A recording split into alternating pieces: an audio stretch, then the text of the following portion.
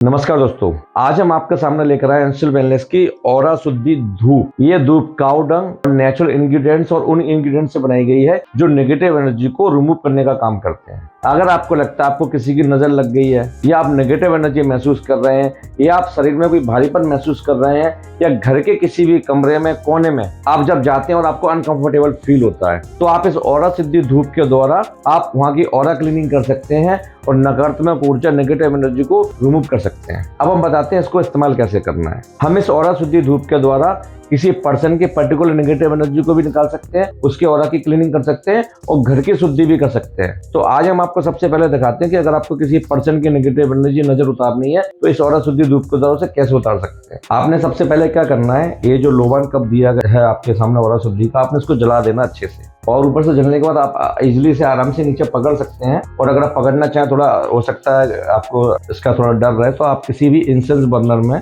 कोई भी आपके घर पे कोई बाउल हो, कटोरी, इंसेंस बर्नर में आपने इसको रख लिया इस प्रकार से। अब आपने कैसे शुद्धि करनी है, आपने सर से स्टार्ट करना है यहाँ से, और आपने इस प्रकार से पूरा लेके जाएंगे साथ में। ये देखिए पूरा ऑरा के अंदर, ये पूरा पैरों तक लेके गए नीचे तक। ये देखिए धुएं को प्रॉपर तरीके से पूरी तरह से शरीर के चारों तरफ घुमाइए ऐसे क्लॉकवाइज डायरेक्शन में।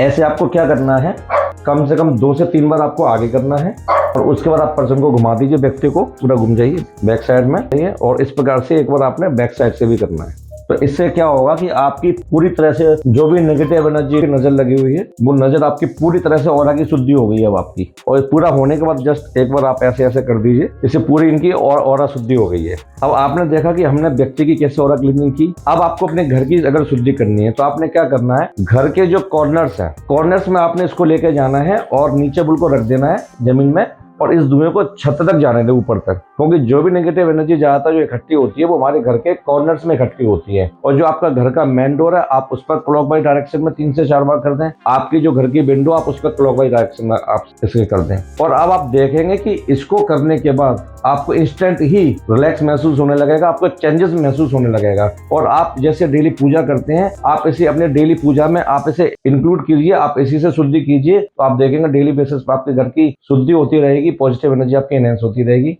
थैंक यू, नमस्कार।